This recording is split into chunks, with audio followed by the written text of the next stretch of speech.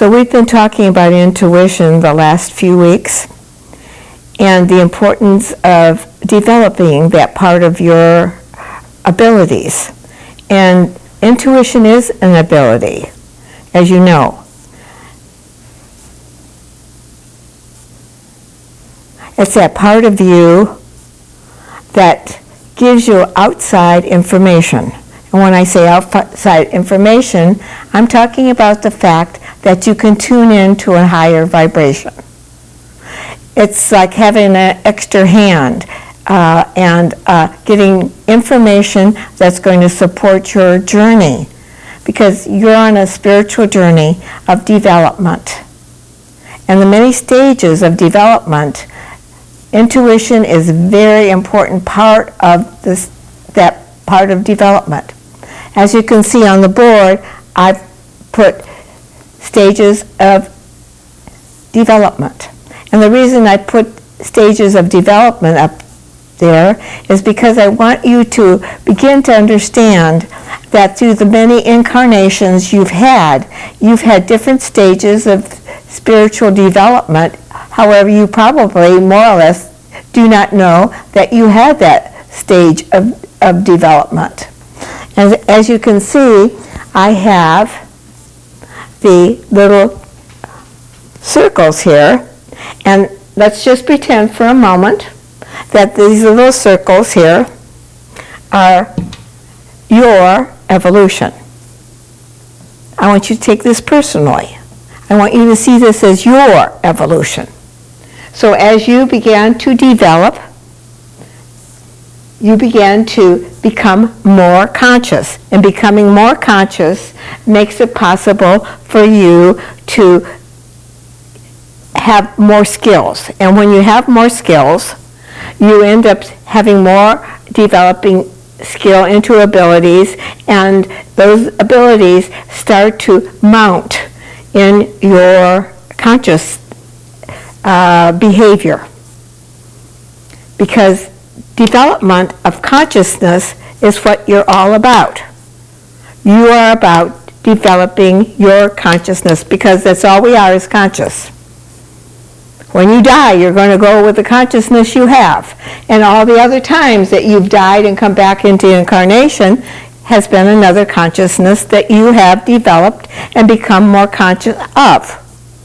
So as you evolve through all these different stages, you have slowly but surely become more conscious of your beingness.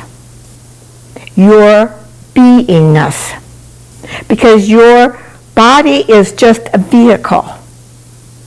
Just a vehicle that you kind of walk around in.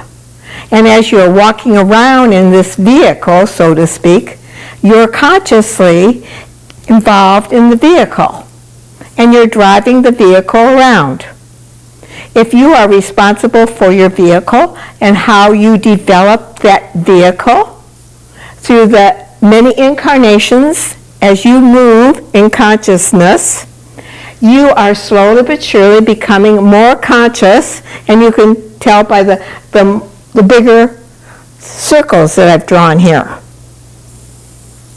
But every incarnation you come into body, you're only 1/10 conscious, so you're still only looking through a small part of yourself.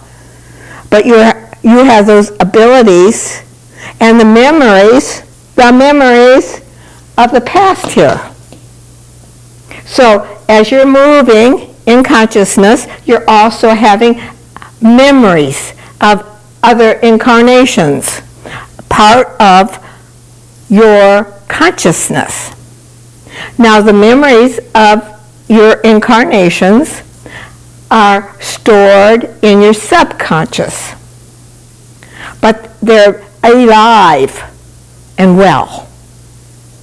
And this is one of the things that was hard for me to understand as I was moving in my consciousness, that how was it possible that something that happened 500 years ago is still a part of my consciousness today, and directing me and moving me and pushing me around and making me make certain assumptions and decisions about stuff that were part that maybe were created way back here.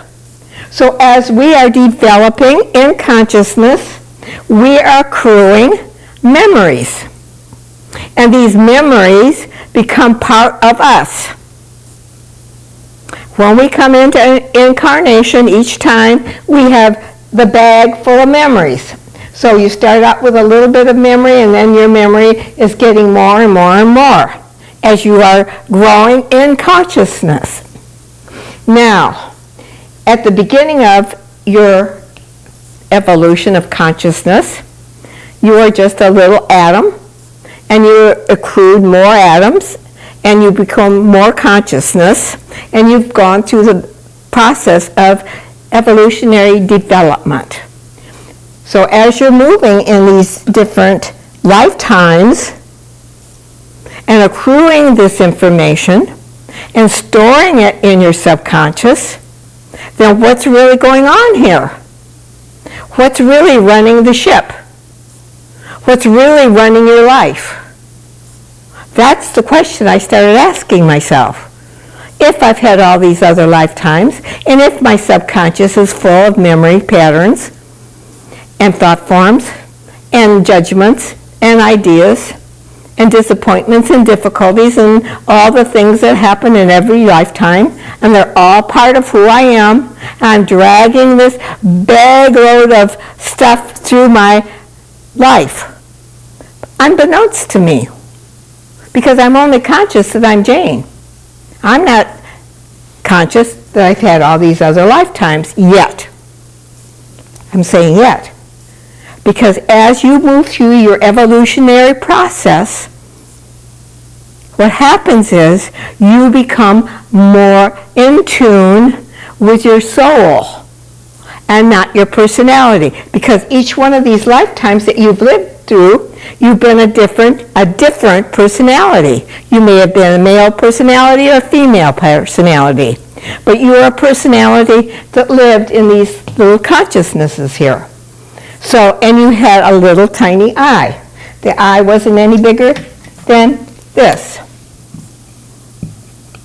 Okay? But it believed it was huge. It believed itself to be huge. So this little eye, as I mentioned, is accruing consciousness and awareness. And as it's accruing consciousness and awareness, it's becoming very judgmental, decision-making. And all those things are a part of who you are. And as you evolve, you become more conscious, yes, but there's a time in your evolutionary process that you start to question what's going on here. Why do I always have these problems? What's happening? Why am I in this family? What am I supposed to learn? I was a Catholic in one life, a Protestant in another, a Jewish person. I was in Peru, and I was studying under Peru guidance. I was all these things. So who am I really? Who am I really? I don't know who I am. I just thought I was Jane. I thought I was aware and conscious, but I'm not Jane. I'm all these other things that I've ever been. The question comes, who am I? Who am I?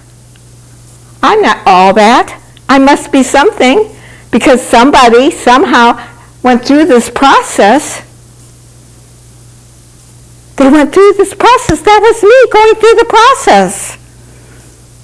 What does that mean to me? I began to question it. And the minute I began to question it, I started my involution. I started going within.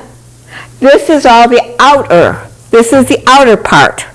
You're experiencing life from outside. All these little eyes and all these little lifetimes are experiencing life outside. The material world, we call it. Out in the material world, making material world decisions. making material world desires. All of that has been accrued in all your incarnations till you've gotten to the point now, right here, when you've put your foot down. You say, there's got to be more. I hear all this stuff about this religion and that religion, and you're supposed to believe this and you're supposed to do that, and if you don't go to church, you're going to hell, and all this stuff. Oh my God. One group of people believe one thing, another one believes another. What am I supposed to believe? How do I find the right church or the right religion? And finally, I just gave up, threw up my hands and said the only place I can go is to find it within myself. The moment I said that, I started to look within instead of without. I started to know there's something more. And you know somewhere in your consciousness that there's something more. You wouldn't be looking at this YouTube. You wouldn't even be interested in it. You would only be interested in if you were beginning to question. You're a soul evolutionist. You're a soul that's questioning. You're a soul that wants to understand. You are trying to figure things out. You don't want the old stuff, the old programs that the world say is the way to think. You start to want to think for yourself. I'm going to find out the truth for me.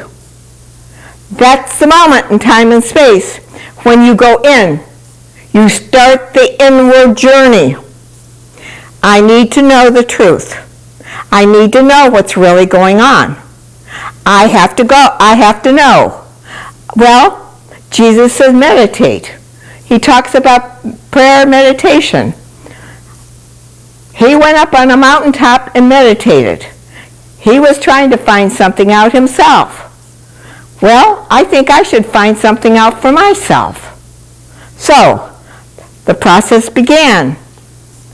The meditation. Trying desperately to still my mind. And if I could still it for 2 seconds, I was a happy camper.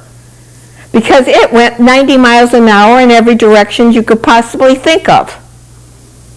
And yet, if I was to move forward, I had to shut that mind up. Because that mind was telling me all kinds of crappy stuff, one way or another, about people, about my job, about my children, about all this stuff. And the stupidest part about the whole thing was that I was repeating it all day long in my consciousness. Over and over and over and over, the same thoughts. So I decided the one thing to do was to sit down and write down those thoughts. Write down some of my thoughts that were coming up. Oh, what are you going to fix for dinner? Oh, I think I'll have steak. Oh, no, I'm supposed to be quiet. I'm not supposed to be doing that. Oh, I think, what am I going to do with the children when they come home from school? Oh, I have to be quiet. I found out that I was always thinking, and thinking. Never did I have a moment of silence in this mind of mine. So I had to start to learn how to stop my brain, my consciousness from constantly going in a circle. I had to take charge. I had to take charge. So, for me, I started listening to quiet music that I could kind of focus on and listen to. And then when a thought came in, I pretended I was a computer and disconnected the computer so that I could stay still. And one day, after weeks and weeks of practice, one day I stopped for probably 2 seconds or whatever, but I realized I hadn't had a thought. Oh my God, I hadn't had a thought. That was scary. That was very frightening to me when I didn't have a thought. What's going on? I didn't want a thought, but when I did not have a thought, then that was bothersome too. If I wasn't thinking what was going on, I had to deal with that. I had to stay, shh, stop it. Stop it, Jane. Find out the truth of yourself. Find out what is the truth. So I had to come to that point within myself over and over and over again until finally I became more focused and more conscious that I was in the silence, maybe now for 5 minutes. That was a huge goal. That was huge. Then I started to realize that I had to observe myself. I had to develop my observer. I had to develop what my personality did, observe my personality. In other words, I had to stop and look at what I was doing from another point of view. The observer had to watch the actress.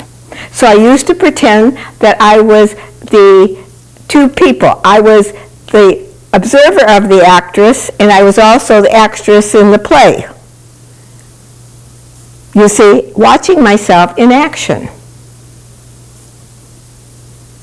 And once I began to really focus on watching that one in action, I found out a lot about myself. That was a wonderful, wonderful exercise, so to speak. And that exercise got to be part of my life. I started observing myself in all situations, not only when I was meditating, but when I was going around doing my everyday things, taking care of my children. At that time I was married, taking care of my husband, observing, what am I doing? Well, what am I doing here? I can't change what I'm doing unless I know what I'm doing and what I need to change. That was an eye-opener for me, because I didn't like at all what I was beginning to see. I saw how judgmental I was, how I judged people, what a little gossip I was, how I enjoyed talking about other people, how I enjoyed putting other people down. And all of a sudden, goody two-shoes Jane had to come full face to who she was. What am I doing all this crappy stuff for? How do I stop being so judgmental? Why do I feel the way I do about people or things? Or I need to really observe things. And I became a trained observer.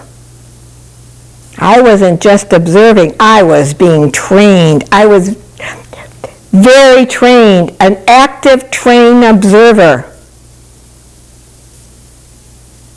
And that was a very, very important part of this evolutionary process of involution.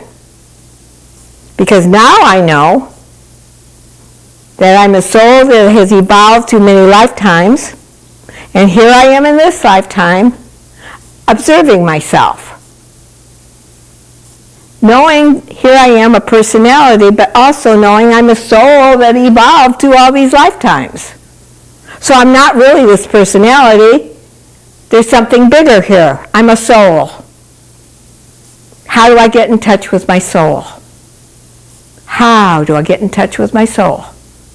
Well, I found out in order to get in touch with my soul, I had to look at my personality and move it aside. Take it out of the equation.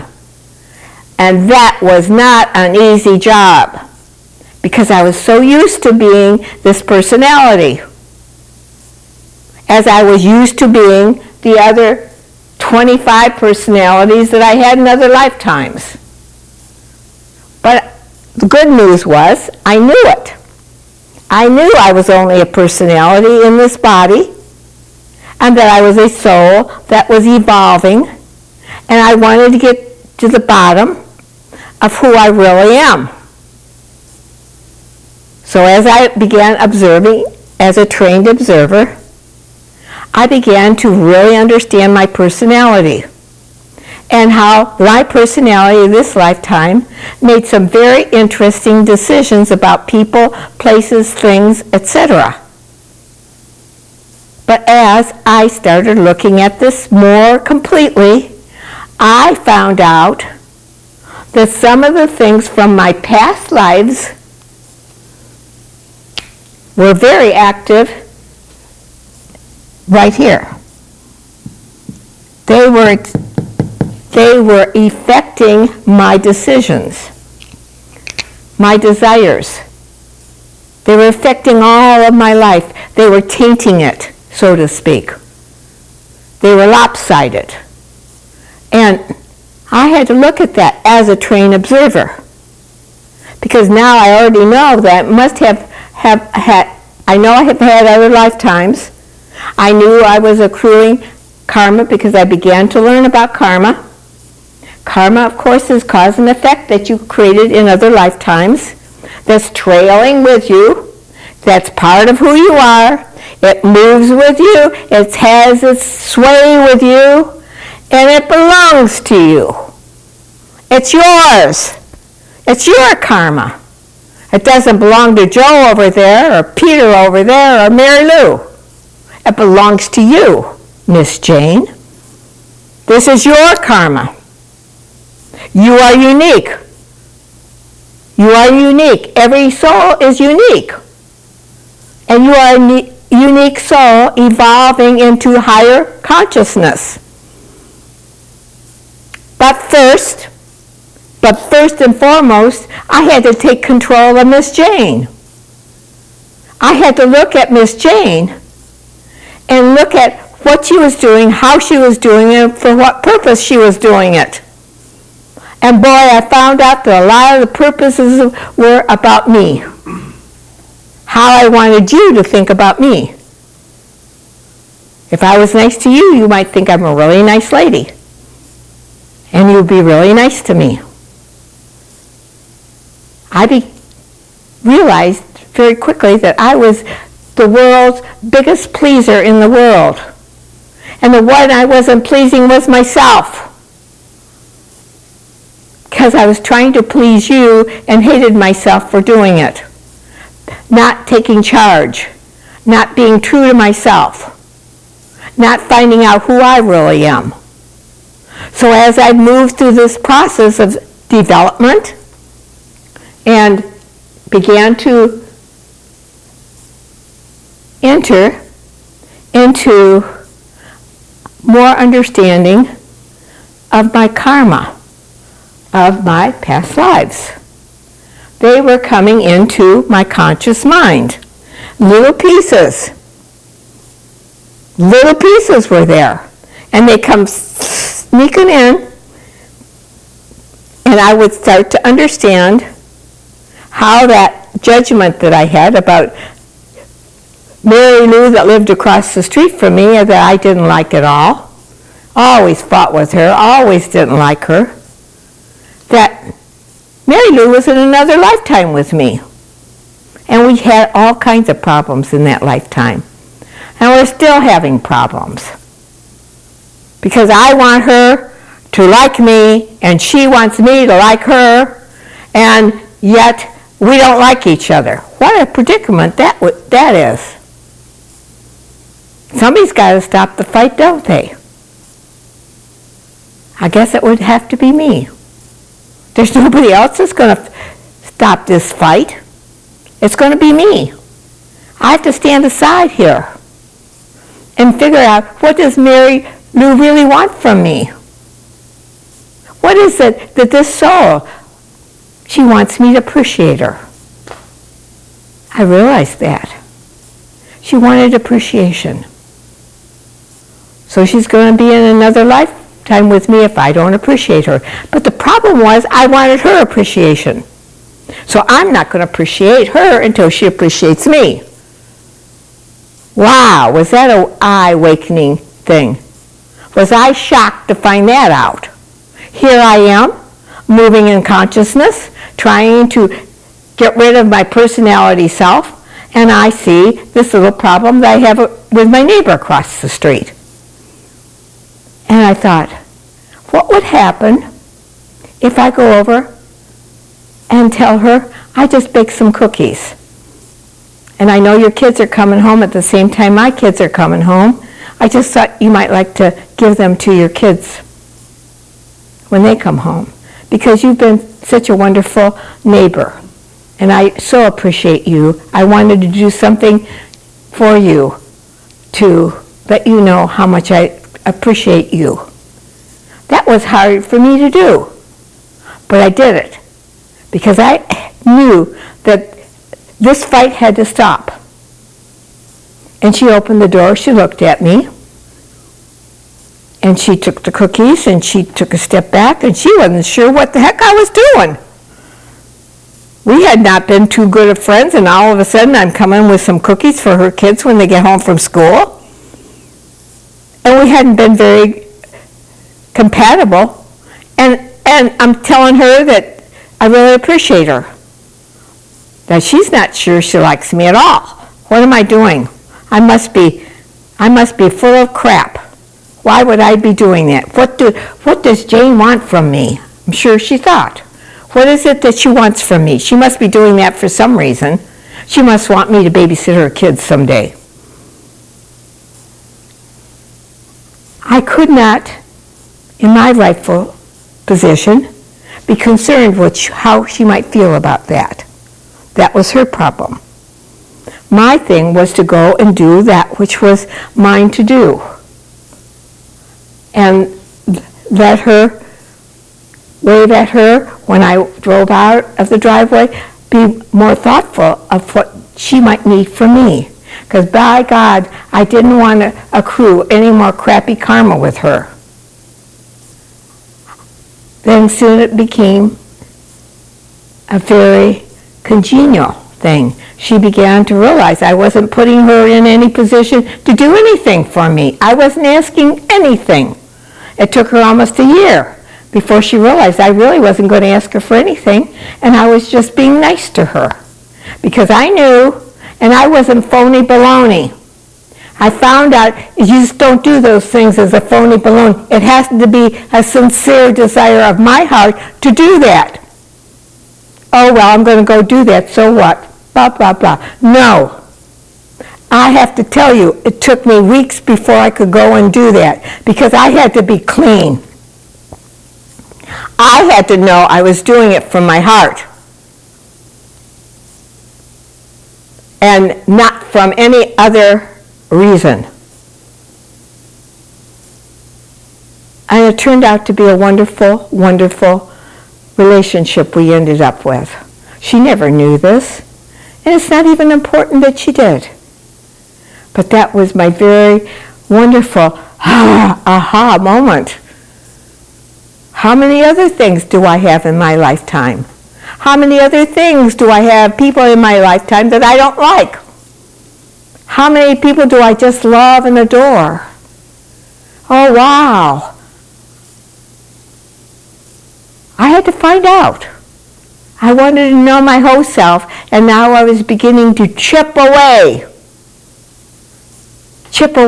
slowly but surely, who I thought I was and who I was beginning to become. I'm becoming more conscious. And that in itself was a reward. After I began to be the trained observer, I went into initiations and rays, and I'm not going to talk about that tonight because that's a big subject. Because there's many things that happen in our development. But the beginning of our development into involution, as we have to meditate, we have to become the observer, we have to be committed, and we have to be responsible. The minute I went over and crossed over the line, I had to start to develop responsibility for me. Observe myself, understand myself. I had to be committed to the project. I had to be committed to my whole self because I wanted to get free because I began to see how dirty my hands were, how dirty they were, and how much work I had to do on myself. And the journey began. The journey started to unfold. And as the journey unfolded, I began to be more conscious as a trained observer of what was really going on in my life.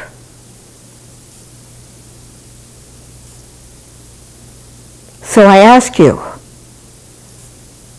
if you are really interested in becoming more conscious,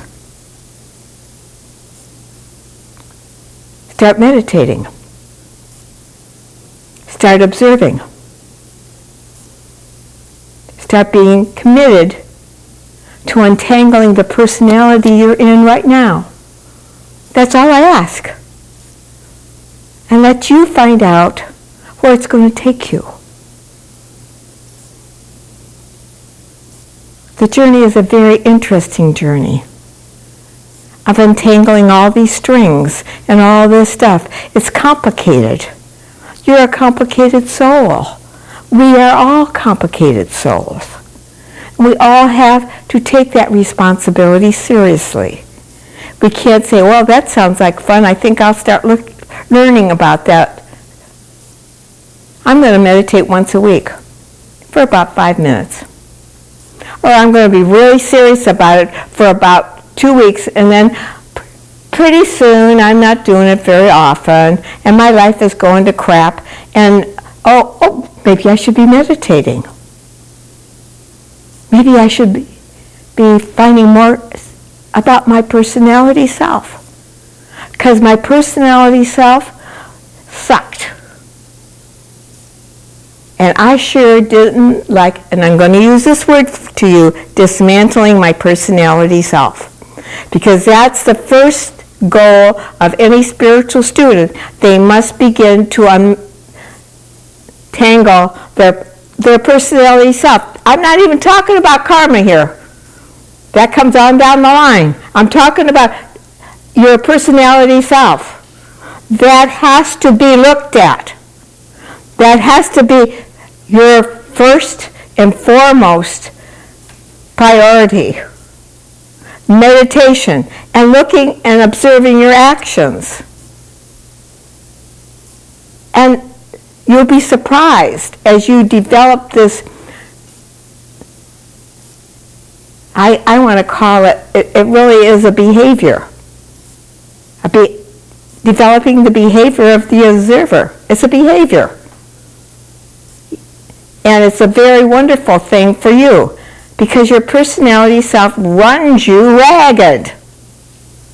It tells you all kinds of crappy things about a lot of stuff, and you believe a lot of things that aren't true.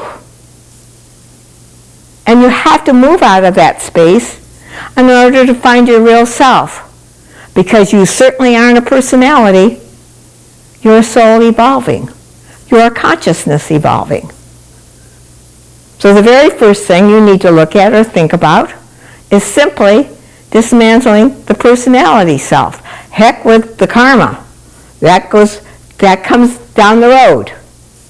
But you have to be very good at developing that part of yourself of being the active observer of your personality. Because the moment that you let your personality self take over, you are creating more karma and more problems for yourself in the future. So if you can start to dismantle that personality self by looking at it, being honest with yourself, asking for support, asking your friends for support, asking someone you trust, will you support me in looking at my personality self? I find my personality self is very demanding or very laid back. It's afraid to do anything. It stands behind the curtain and peeks around its world. But your friends know you well. Your friends will, if you really trust them, they will help you. So the first thing you have to really do is start to dismantle your personality self. The observer must dismantle and look at its personality self and meditate. That's exactly the first thing you have to do before we can even go into karma and who did what to who and why, and how the evolution of consciousness happens, and what all the different ways you've been on and all the other lifetimes you've been. Start doing simple things. I don't want it complicated. I just want you to see the simplest of simple things of doing that. Observing your personality self. Write it down, journal it, and meditate. My personality self does this. Why does it do it? Oh, it wants approval. Or it doesn't care a heck about anybody's approval. Well, that's just as bad as wanting approval. I mean, so all these things have its purpose, but you have to unwind it. You have to understand it. You can't go ahead and go any further in your spiritual growth until you're willing to look at your personality self. And that's the truth. So thank you for watching this YouTube very much. But you've got work to do. And we'll go on as we move forward on our journey of discovery. Discovering the real part of you, the truth of you, the real part. And as you begin to unfold and have this understanding, what's going to happen to you is you're going to want to know more. You're going to want to grow. You want to change. It has a momentum of itself. But first, you have to put in the energy to find out. I've had many students that have been with me that are still stuck in their personality self. And they usually end up leaving because it's too hard to deal with. And other students who have stuck in there and done whatever they could to move on. Maybe they haven't always been successful, but they're working and they're trying. They're working and trying. So I challenge you this week to start looking at your personality self really seriously. And you who have been with me for a long time, I'm still saying look at your personality self. One more time. What's it telling you? How are you going to move out of that personality self if you don't know what it is or how it operates in your consciousness? Oh my God, just look at this. You've had many personality selves. How many? Many personality selves. So you might as well get started. Why don't you go within? This is your opportunity to move into higher, we call it higher consciousness, becoming more conscious and more conscious and more conscious till you're fully conscious, 100% conscious. That's where we are headed. That's where we want to go. But we have to do the little things. Meditate, observe, look at the personality self that you are right now before we can go any further. And that's the way it is.